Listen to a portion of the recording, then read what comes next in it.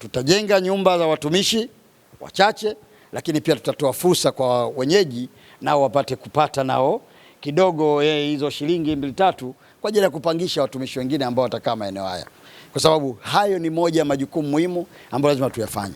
Katika dunia ya leo, ndugu zangu wana Maweni, hakuna jambo litakalotusaidia sisi wa Afrika, wa Tanzania, hasa watu wa Tanga kama jambo la elimu. Lazima jambo la elimu liwe kipaumbele chetu namba 1. Ndio tamu ya ujenzi wa kituo hiki ambacho naizungumza. Kwa hiyo kwetu sisi kama serikali tutaendelea kushirikiana na wananchi na serikali zetu za mitaa kuhakikisha kwamba yale mambo mazuri yote ambayo yana athari chanya katika maisha ya watu, nayo pia tunaendelea kuyasisitizia, ikiwa mojawapo huu uchumi shirikishi ambayo sisi kama wanachuo tutafaidika nao, lakini pia na nyinyi kama majirani mtafaidika nao. Lakini nataka kumshukuru sana Mheshimiwa Rais kwa kutukubalia na kuruhusu bilioni 39 zitengwe kwa ajili ya ujenzi wa kampasi hii.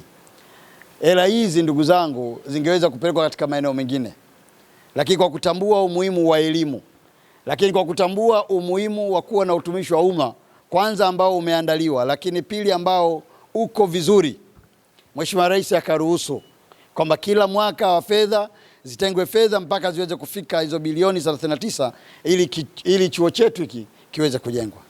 Hili ni jambo kubwa sana na ni jambo la nia ya dhati ya Mheshimiwa Rais Dr. Samia Suluhu Hassan ya kuona kwamba maendeleo ya kweli yanapatikana na sio maendeleo ambayo yatakuwa yanatengwa katika baadhi ya miji.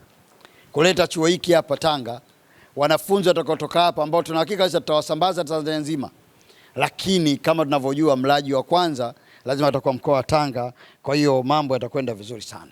Jina langu naitwa Ernest Francis Mabonesho, ni mtendaji mkuu wa Chuo cha Utumishi wa Umma Tanzania.